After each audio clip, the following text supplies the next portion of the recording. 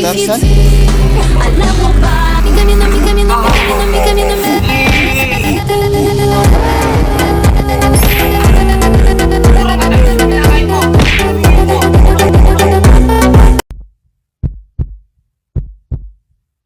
Ano naman tong Bombay na to? Araw-araw na lang pumupunta dito. Oo, nagbayad na mama mo, 20. Dito pa yung ibang mama, nagbabayad. Yung iba, yung hirap singilin. Hirap na singilin, mga nanay nila. Dali lang Singil muna ako dito. Nandiyan ba mama mo? Wala po umalis. Alis na naman. Opo. Ilang beses na ako balik-balik dito. Sabihin, wala tao, pero ang dami chinelas. Oh shit! Oh shit! Tapos yung TV, nakasinti sabi, wala tao. Sabi po kasi niyo, mamaya pa po uwi yun eh. Umaya na naman. Pabalik na naman ako dito. Umaya. Opo, balik na lang po kayo mamaya. Pag ako nagisingil dito, pakawalan yung aso. Oh shit! Oh shit! Wala naman po kaming aso eh. Ano yung tumataol dyan? Konti na lang binabayaran ng mama mo, hindi mo pa nabayad. Ikabuloyin mo na lang. Wala po akong pera ngayon eh. Magkano pa ba kulang ng mama ko? Sali, tignan ko dito.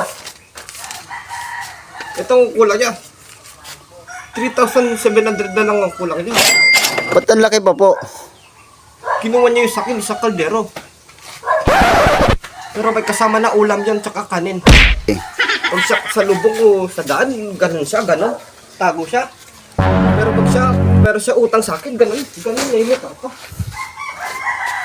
Ano siya, balaw?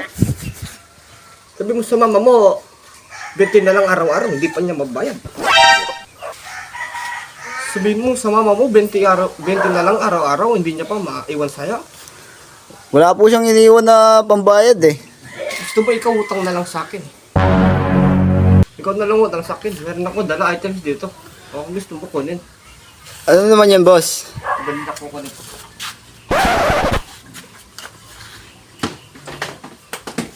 Oo.